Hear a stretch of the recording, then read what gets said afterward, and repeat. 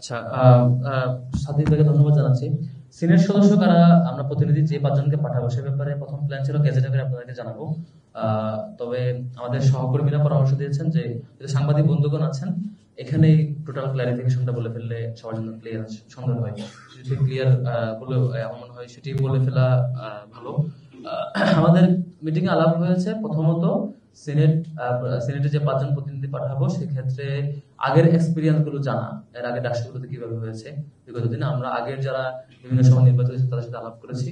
তো সবার আলাপ শুনে যেটা মনে হয়েছে বিশ্ববিদ্যালয়ে যখন একজন শিক্ষার্থী থাকেন তিনি কোন মতের, কোন রাজনৈতিক দলের, কোন চিন্তার, এটা কখনোই ফ্যাক্টর না। ফ্যাক্টর হলো বিশ্ববিদ্যালয় সিদ্ধান্ত গ্রহণে সাধারণত নারী পুরুষ একটা ফ্যাক্টর হয়ে কাজ করে। ধরেন যে ছাত্রীদের হলের এক ধরনের কিছু নীতিমালা ফেস করতে হয়, ছাত্র হলে এক ধরনের কিছু, বা ছাত্রীদের কমন রুম এই কেন্দ্রে কিছু বিষয় থাকে, ছেলেদের আবার আলাদা কিছু বিষয় থাকে। এখানে এই ছাত্র বা ছাত্রী এটা একটা বড় ইস্যু। আরেকটা ইস্যু হচ্ছে আবাসিক অনাবাসিক। অর্ধেকের মতো শিক্ষার্থী যারা অনাবাসিক, যারা বাইরে থাকেন এবং হচ্ছে বাসে করে আসেন, এরা হল সংসদের ফেসিলিটিসটাও পায় না।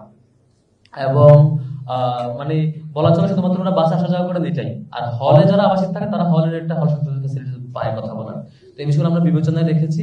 রেখে আবার যেহেতু পাঁচজনের একটা লিমিটেশন আছে, পাঁচজন সংখ্যক প্রতিনিধি আমরা পাঠাতে পারবো, সেখানে টপ 3 অটো থাকছেন বিপিজিএস এজিএস, তাহলে আমার সিলেকশন করার 2 জন মাত্র অপশন। সেখানে আমরা কিভাবে করতে পারি? তো সেখানে আমরা আলাপে যেটা আসছে বা একমত হয়েছে সেটি হচ্ছে যেহেতু সেক্রেটারিয়েট বডি আছে অর্ধেক, বাকি অর্ধেক হলো জেনারেল মেম্বার, তাহলে আমরা জেনারেল মেম্বার থেকে একজন নিব, সেক্রেটারিয়েট বডি থেকে একজন নিব, এভাবে আলাপ করেছি। এবং সিদ্ধান্ত হয়েছে জেনারেল মেম্বার যেহেতু সবাই জেনারেল মেম্বার, এখানে কম্পারিজন করা কঠিন, তো যিনি বেশি ভোট পেয়েছেন সবচাইতে বেশি সর্বাধিক তাকে আমরা সিনেটে প্রতিনিধি হিসেবে পাঠাচ্ছি, তিনি হচ্ছে সারিকুন নাথ তামান্না।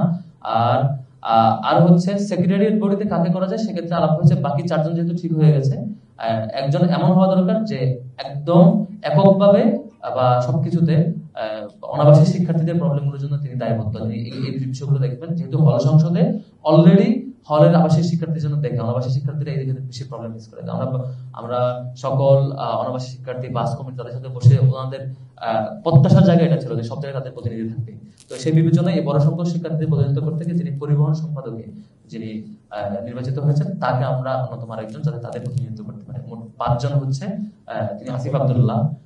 এই মোট 5 জন সিনেটে থাকবেন, বিপিজিএস এজিএস আর হচ্ছে পরিবহনে যিনি নির্বাচিত হয়েছেন আসিফ আব্দুল্লাহ, আর জেনারেল মেম্বার যিনি সর্বোচ্চ ভোট পেয়েছেন সারিকুন নাথ তামান্না। এই 5 জন হচ্ছে সিনেটে। আমি আশা করি সাংবাদিক বন্ধুদের ক্লিয়ার করতে পেরেছি।